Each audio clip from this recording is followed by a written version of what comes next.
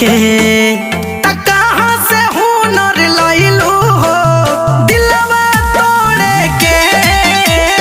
कहाँ से हम त जानो न पैनी ई मासूम रूप के तीर मारत रहू दिलवा छुप छुप के।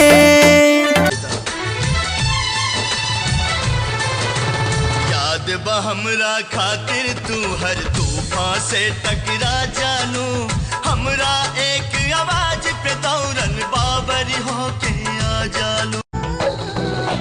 बदलल वक्त भी अब हमर तकदीर बदल देले बा दर्द भी हौसल चेहरा के तस्वीर बदल देले बा।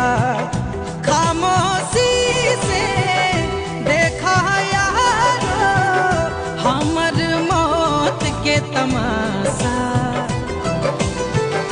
जकरा से राहे हमरा के आशा। तोहसे पहले केहू दिल में हमारा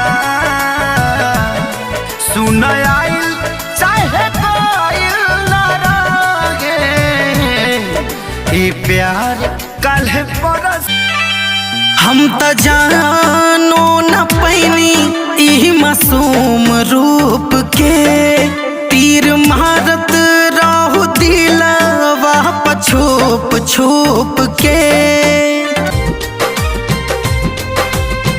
केहू बस नगराया केहू बस टोला सब कर बियाहे ही से नुरे से होला।